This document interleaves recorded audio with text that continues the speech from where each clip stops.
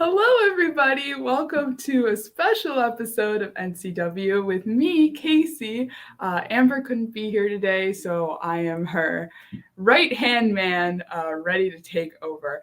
I have so many books to talk to you about because we didn't have an episode last week. So we have 5 new releases that we're going to be discussing. I'm super excited, and we have 2 special guests to talk to. So this is going to be an NCW you don't want to miss. I'm also doing all of my own banners. So hello, it's NCW with your host, Casey. I had these, so these are Ninja Cat emojis, and I was really excited to use them because I didn't know Ninja Cats were emojis. And I wanted to surprise Amber with them last week, but then she wasn't there. So I'm surprising myself with Ninja Cats. Yay! If you want to catch up on our new releases, you can buy them either A, at zenescope.com, B, your local comic shop, or we're on Comixology if you want to check out our digital comics. So first, we're going to talk about Grimm Spotlight Mystere Divinity. It's $5.99 in our web store. This was one of last week's releases. And while it was written by Joe Bruscia, it was also written by the fans because this was one of the VIP rooms that fans can interact and actually take part in the writing process. So if you go back and look at the first page, you'll see a whole list of VIPs that maybe you recognize from the stream. And we asked a lot of the VIPs what their thoughts and opinions were on being part of this writer's room. So I had some to share. Amber asked on Facebook, and we have a few entries. So we have here, Matthew Field said, I think getting to interact with the team in their element was a lot of fun.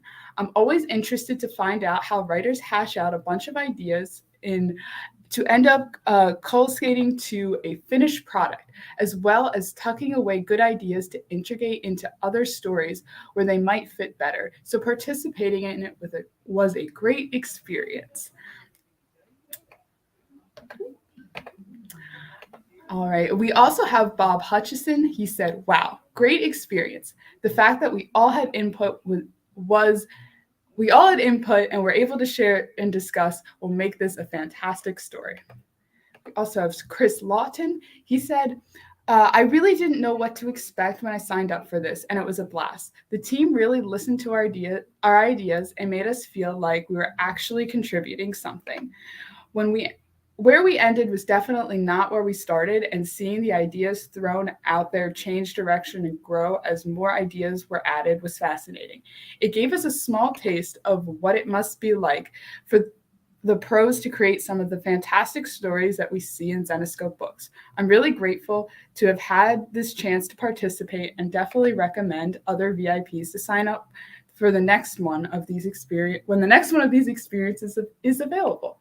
So that's super cool. I've never gotten to see like some writer's room experience. I briefly did. I overheard David Wohl and Dave Franchini one day when Dave was in the office. But I definitely would love to be part of one of these, maybe one day. But Zenescope is so special that we have such an interaction with our fans and that we actually like have them create some of our stories. So if you're not a VIP, definitely sign up to be a VIP and see if you can help create some of our wonderful stories. Next, we're just going to very briefly go over the Belle issue. Oh, wait, I didn't show the covers. Okay. All right, so here are the covers for Divinity. We have Mystere, Divinity cover A, and then we have cover B, and we have cover C. I think my favorite, it's going to be tough.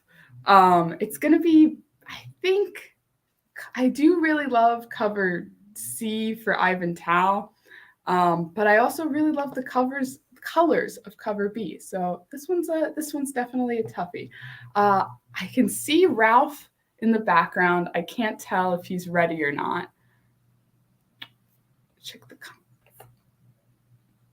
So hello, everybody. Catherine's voting cover C for Mystere. It's a good choice. I actually met Ivan Tao for the first time at Fan Expo. Ralph, are you ready? Thumbs up? Okay, I'm bringing on Ralph. Hello, Ralph. Woo! It's hot. Hi, Yeah, I'm it sorry. is. I'm on the road, so I pulled over for you guys. Can you hear me okay? Aw. Yeah, I can hear you all right. How Okay. you doing, Ralph? I got a sun on my face. I'm great. Hi, Chuck. Awesome. I'm not. Casey's hosting. That's I'm right. sweating in this car. Well, I brought you on real quick to talk about the final installment of All Guts, No Glory, number 3. Yes. To me, this was Yes. such a fun series. Somebody said it on Twitter. The series is just fun. Like, it's just a quick, exciting read. I feel connected enough to the characters, but I'm like, there's also still a lot of action going on. I really enjoyed it. I guess, what was your favorite part of writing this? I guess it was really the fact that it felt like it really felt like I was writing something that was very like 80s, but updated 80s, like all the movies I grew up watching when I was a kid. So like it had that. I feel like I had that feel to it. And writing it felt really like it was just a lot of fun. It was the most fun I had writing something in a while, just because when you're writing comedy and it's sometimes hard to get like jokes across. And like I know David Wall and Franchini were both like, it's not super super funny, like over the top funny, and like they were a little bit like giving me some grief about that. And I was like, listen, I think it'll be funny enough that people will get the tone. I wasn't going for like slapstick humor. And it's hard. It's hard to do comedy in comic books. But I think at the end of the day, they came around to realizing like what, I was trying to do with it. And, it was a story we all created together in a writer's room. And then I had the responsibility of actually making it happen and making it funny and delivering. But it was just fun to write, and it was easy to write in some ways. I mean, nothing's ever super easy to write, but like it came out really naturally for me. Yeah, I wouldn't consider it a comedy, but it definitely has like so many comedic elements that it feels like a blend of a lot of things. There's comedy and there's action. Fun is just the best way to describe it, I feel like. Right. Yeah. I mean, I think comedy and comic books, when you're really going for comedy, some of that stuff will be lost. Like some of the moments we wanted to make funny would work much better in live action because of the reaction of a character. A lot of it has to do with how a character reacts to a situation. And that's hard to do in a comic book because everything's static. So you have to find creative ways to still make something fun, even if it's not like exactly how you want to do it on like in a movie or a TV series. So yeah, there's a challenge there for sure. But the biggest thing for us is the biggest thing was like I wanted it to live in the Mango and Bunny Man universe, in the same shared universe as them, and that was a tone we wanted. Like it's different from Mango and the Bunny Man, but I think there's some tone overlap. So you can kind of see the similarities there. And you kind of not spoiled it, but you had alluded to that prior in the past 2 episodes when 1 and 2 were released, and then at number 3, it's confirmed that it definitely is in the same universe, which is fun. Yeah, I mean, and I don't know if we're ever really going to do a crossover, but I would love to. At some point, I know like that I've talked to Joe about it, and he's down, so we'll see. Well, you definitely left it in a place where we can pick up and have an All Guts, No Glory too. Yes, and that's what I don't want to spoil anything, but like we had a different at the end of this issue. Originally, there was a little bit of a different ending, but then we kept it. We were able to keep it open. If you read the issue, you'll see in the last like few pages how we kept it open. But it was originally a different ending. So Interesting. Yeah. Cool. Cool. I like Peter the Paperclip. He reminds me of Clippy from Microsoft Word. Clippy, Microsoft Word. Maybe that's where we got it from. That's what I was wondering, if you didn't call him Clippy because it was like copyrighted or something. No, I didn't even think of that until I forget why we made him a paperclip. I don't even know why it was a paperclip. Like it just came out like, oh, he's dressed as something really stupid for the job fair, and I'm like, well, what could you be? What's like a stupid thing you can dress up in a job fair? So I was just thinking of office supplies, and a paperclip hit it. And that was it. I'm glad. Even in the book, he's like, in the book, the teacher's like, well, I wanted to get the Stevie the Stapler, but that was too expensive. So like, there's other office supply costumes available in this universe. Mm-hmm. Yeah, I was glad, because that was my first question on my little cheat sheet was, why is he a paperclip? I need to know, like, what? how did we end up on paperclip? I don't know. It just hit me, and the Peter the Paperclip sounded like a good name, so we went with it. And that never changed. That was in the original outline. Peter the Paperclip. There we go. I also, real quickly, I loved that Hungry Like the Wolf made an appearance. Oh, of course. I love that song. Who knew Casey was a Duran Duran fan? All the 80s music, all the 80s hits. Kurt Julius, I keep wanting to call him Lazarus. Kurt Julius plays all the 80s hits. Journey, Prince, he played it all. And that's what makes him such a great performer. Even for being a prick of a vampire, he's a good performer. You know, so if they worked at Taco Bell, they could dress as a piñata. Thank you, Chuck, for the piñata shout out. Do you want to go through the covers real quick? Sure. We only got 2, just as the first 2 issues as well. Right. But here's cover A, and featuring there's Peter Paperclip, Sean Chen. I like this one because it has SpongeBob in the background too, and Naruto. I do like this one too, because like if you see this on a comic book stand, you immediately are like, what the hell is going on, and why is this happening? Mm-hmm. Why is a guy in a paperclip costume stabbing a vampire? And that's why you pick it up, hopefully. All right, and here's cover B. Cover B. The only mistake here, I'm going to call Dave Wall out. I blame Dave Wall for this. The girl in the comic book. So in the 3rd issue, there's a flashback scene where we find out how Kurt becomes a vampire. Mm-hmm. And in the issue, she's colored as a blonde, and on the cover, she's colored as a brunette. So it might be confusing, but it's the same girl as the cover. She's like the woman who turns him into a vampire. I honestly, with the hair, I was like, is this like Jimmy's mom? No, it's supposed to be the woman who changes him from the interiors. So, but the cover was done so many months beforehand that we probably just forgot that she was colored with black hair on the cover. So she's the one who changed. That's Kurt. There's Kurt in his 80s suit. I like the simp cover. Yeah, it is. He's simping.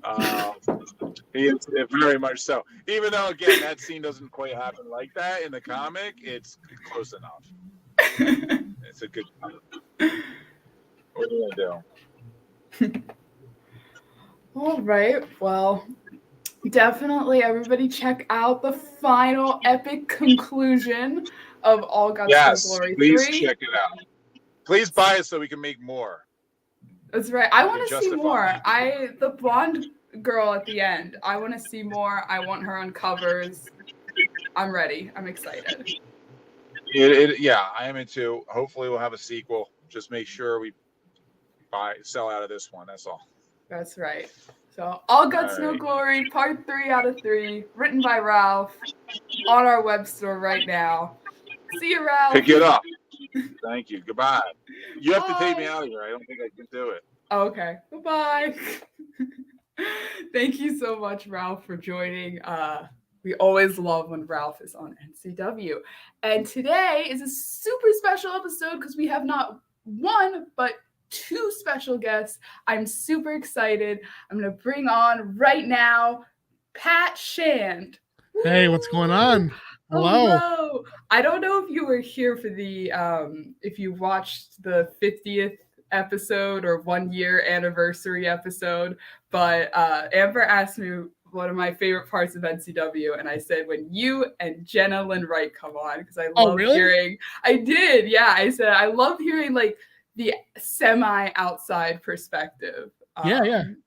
That's not that I don't love Dave and Ralph and Joe, but it's so fun to hear like some of the outside writers. So welcome back. Hey, yeah, I'm very happy to be here. Nice I feel like it's been a hot minute. Yeah, I think it was since we did the I think Hellchild issue in January. So yeah, it's been a while. Yeah. But now there's so much stuff coming out from you like recently. So we have Hour of the Witch, which was technically last week. Yep. Shattered Soul, which is this week. Yes. And then in 2 weeks, we're going to have another Van Helsing issue. It's a lot. I know that. Lot, so I was like, oh my gosh, Pat Shand, you're all over the place. Yeah, I think in 2 weeks is the Dracula's Daughter 72 pager. Yeah. Yes. So you got a lot of 72 pagers with, how are those, like, is it hard to write longer pieces? You know what? It's this is kind of my mode for when I do my creator on stuff too. I try to hit the 60 to 70 pages for many of my Kickstarters. So it's a really comfortable place for me because what we're doing here is even though they're comic books with staples and they come out monthly, these are graphic novels in my mind. It's what I would do in a mini series condensed into one issue. Yeah. So yeah, it's I wouldn't say it's harder. It's a different mode of work, it's I block out more days for it, and I get to think a bit more deeply about what's going on, because sometimes with the 32 pages, the 22 pages, I'll have to sort of think about the story where it goes plot first, and then I'll kind of reverse engineer to make it feel character driven. But these the 72 pages, you can really get into these and kind of let character motivation lead you along the way. So we're talking about 2 issues today. We're gonna go through the covers. I know you're always great when we go through the covers because you'll pick one. Which one do you want to go over first? Let's do Hour of the Witch. All right. Hour of the Witch, written by Pat Shand. Let's go. All right. So we have. It's kind of hard doing this alone, honestly. No, you got this. You're killing it. All right. So here's cover A. See, already I will say that's a sick cover. The villain in this issue has become one of my favorites to write, and she's pictured here. So this already, we're off to a good start here. All right. This one got really popular online, I saw as well. Yeah, it's sick. Got cover B. Okay, that's cool too. That this has a sort of a cabin in the woods type vibe, which there's a scene where we have the sort of traditional kids in a cabin setup that we end up subverting in an interesting way. Okay. Your mic, the way you had it, it looked like part of her cape, and it looked like it was coming out for a second. I don't know if you can put it back, but it looked really cool. I was like, whoa, it's 3D. Like, wait, just slightly. Oh, boom. Slightly. Yeah. Look at that. There we go. That's sick. All right, cover B for the 3D. And then we have cover C by Ivan. That's sick too. And this cover, I feel sort of, it gets to the horror of what it is that Gretel does. Gretel looks a bit kind of ghastly here, I will say though, I have a clear winner. I love cover A. I love how you have Van Helsing. She looks badass, iconic. You have the magic iconography, and you got Mother Margaret, who is a villain who I'll say this: I can't reveal when it happens, but I told Dave Franchini and Dave Wall, I like writing her so much that whenever she comes up, if it's in Van Helsing, if it's in this, just know I'm interested. So they ended up having me rope her into a title where she initially wasn't even going to be in there, but I thought she was a very powerful villain. So if you want to get a taste of her and see how she rolls into Van Helsing's storyline, this is a great issue for that. I think I gotta go with cover C, and I'm not gonna lie, I'm biased for two reasons. Yeah. One, I love Ivan Tao. I just met him this weekend at Fan Expo Philly, and he is a sweetheart. Nice. He got some signatures for me and Noah. He is just a genuine human being. So Nice. part of me is a little biased. I'm probably gonna be picking all the Ivan covers for the next couple months. Oh yeah. And also it's Gretel, and I love Gretel. She's kind of shown up in a few issues that you don't expect her to.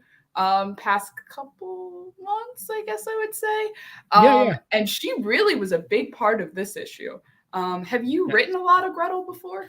This is my first time ever writing Gretel, and this issue right here, for many reasons, is one of the reasons why I reached back out to Zenescope. Is that from 2011 to 2015 or 16, I was a staff writer, and I was, in my mind, I had written pretty much every character.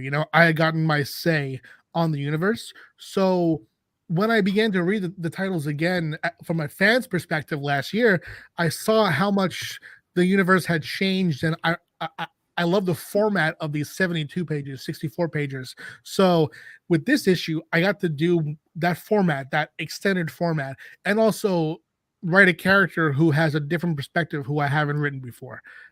So that was a really nice and sort of inviting, fresh thing for me to do as a writer. And because I had to read her graphic novel, her appearance in Belle, and a one-shot to sort of grasp who Gretel is, and have, because in this issue, I'll just tease it a bit. She and Van Helsing have very different perspectives on things, and they end up clashing a bit ideologically. So learning all about her and just thinking about how she would intersect with Van Helsing, who I've written a bunch before, was very, very fun.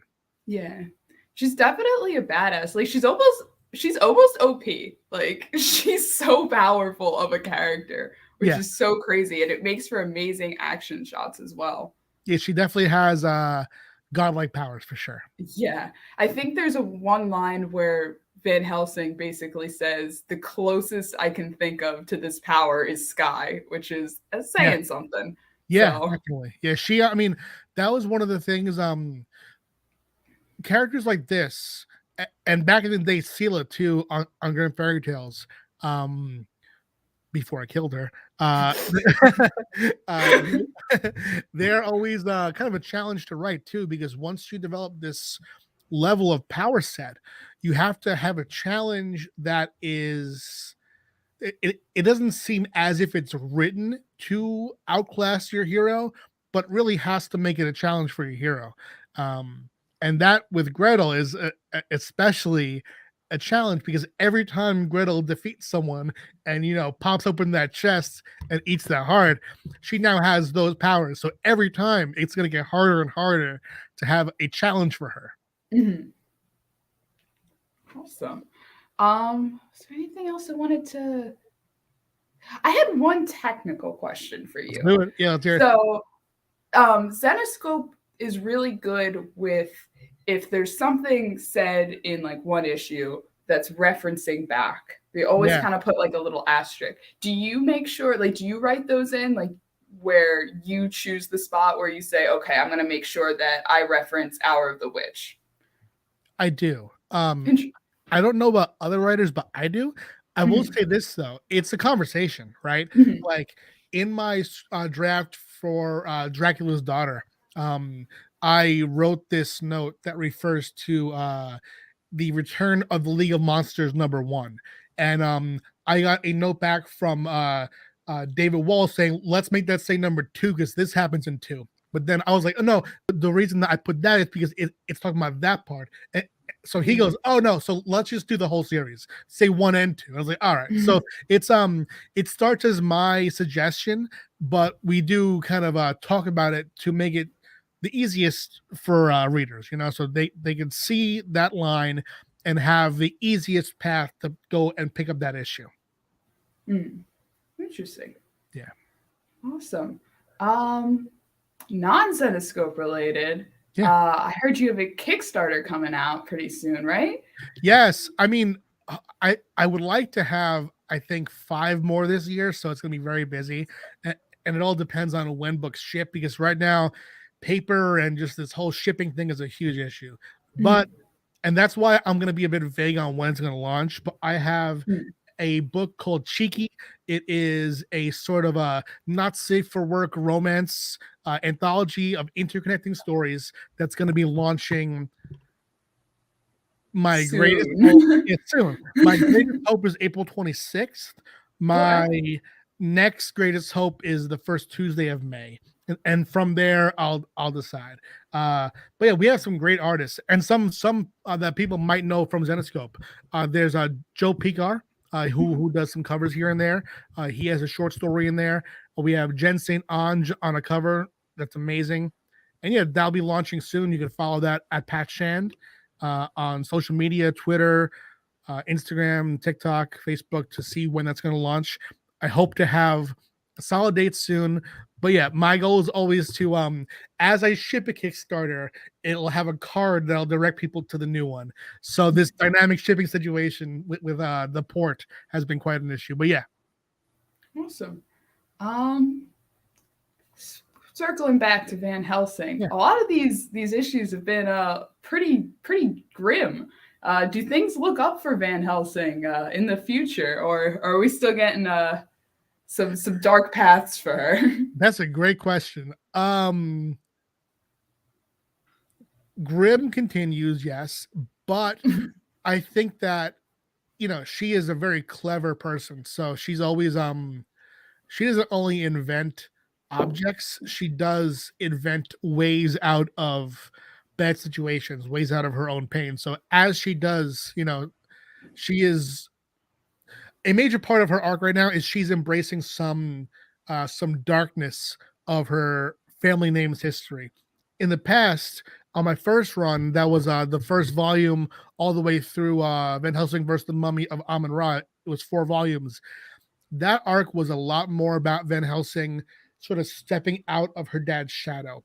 This arc is a lot more about her realizing the darkness that she didn't see in her father as a kid and as a young woman, who kind of made him into this perfect image of what she should be. Now that she is having to make these hard choices with these foes of hers, she is looking back and finding more of his writings and seeing him as a more complex figure.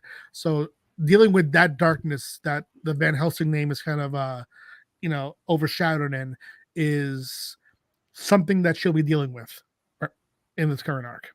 Awesome. Well, thank you so much. Do you have anything else you want to add? Anything you want to promote? I would say for people who want more of me, my social media is great. Or tinyletter.com/patshand is where I talk about all my freelance work, my creator-owned stuff coming up. Every month, though, up until I think June is when the second arc ends, I have my monthly Destiny New York through Black Mask. That is an ongoing series. And in September, I have a new creator-owned book launching from Scout Comics called As of the Barbed. And that's going to be, I believe, in mid-September, but I'll know soon. And for those who want to see me in person, CradleCon in New York in May, New York Comic Con in Baltimore in October. Awesome. I just saw Robert Pete was just getting into Destiny New York. So sweet. Awesome. Yeah.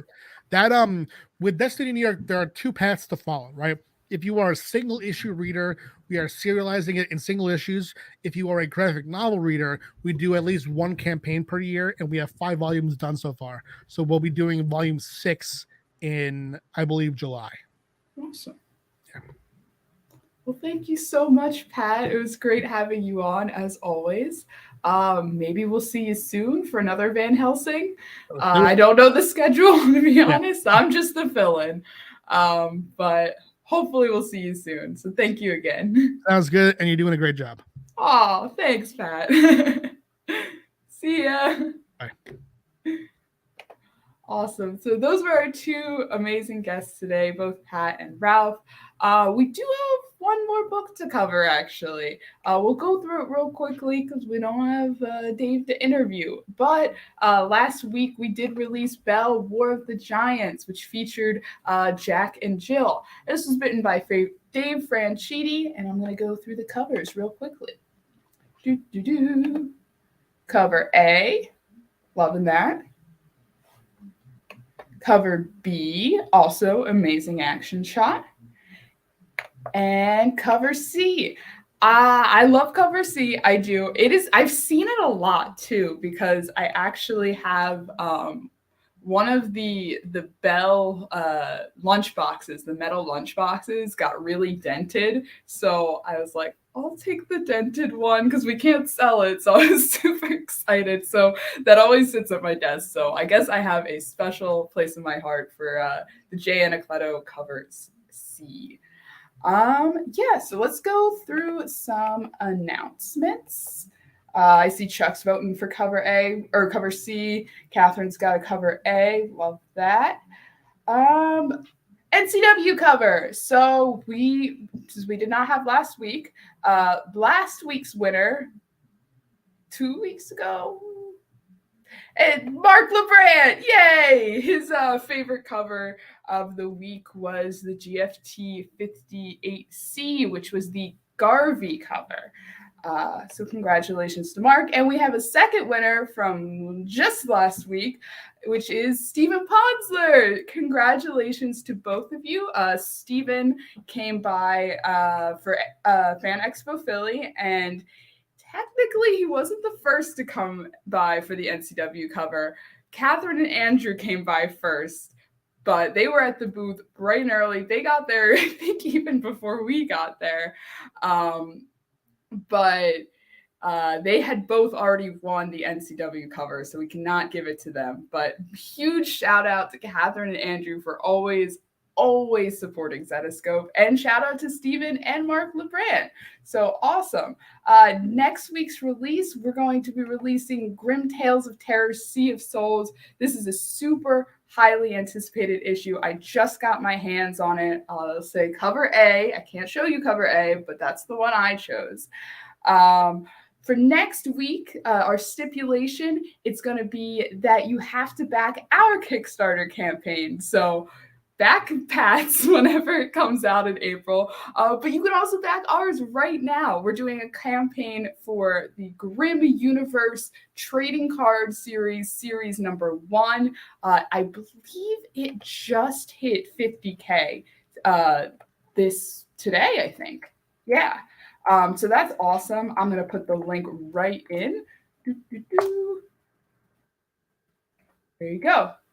So make sure you click that, make sure you back our campaign, and we'll pick one random winner of any of our backers. It looks like we already have 252 backers, which is absolutely insane. And we still have about 2 weeks to go.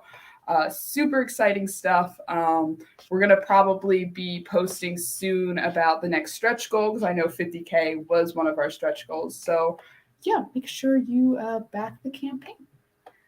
Anything else? Oh, tonight is Fairy Tale VCon.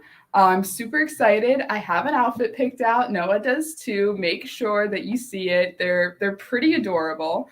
6 p.m. Eastern Daylight Time. I'm a huge stickler for EST versus EDT. Somebody yelled at me for it, so now I have to yell at everybody else. But yes, tonight, 6 p.m. EDT or Eastern Daylight Time. Check us out. We're going to be selling lots of cool exclusives. Some stuff you may have seen at Philly, some stuff you probably haven't. So definitely make sure that you watch tonight. We have the Catch 'em cover for April, which is out right now. That is Nurse Gretel. Love her. One of the Ketchum covers are definitely one of my favorites. I just picked up the fire lizard, if you so will. And yeah, don't forget to like and subscribe to all of our videos. I can see when people do it in real time, so it makes me happy if you go like this video right now. And always make sure that you press, if you're especially on your YouTube, make sure you press the notification bell so you will always get an alert. If you forget it's Monday and you forget me and Noah are having coffee and talking about Zen, you can't forget, oh, I saw somebody like it, thank you. All right, I guess that's it for now. I hope you enjoyed another new Casey Wednesday.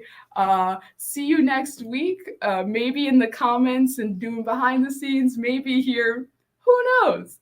Bye, everyone.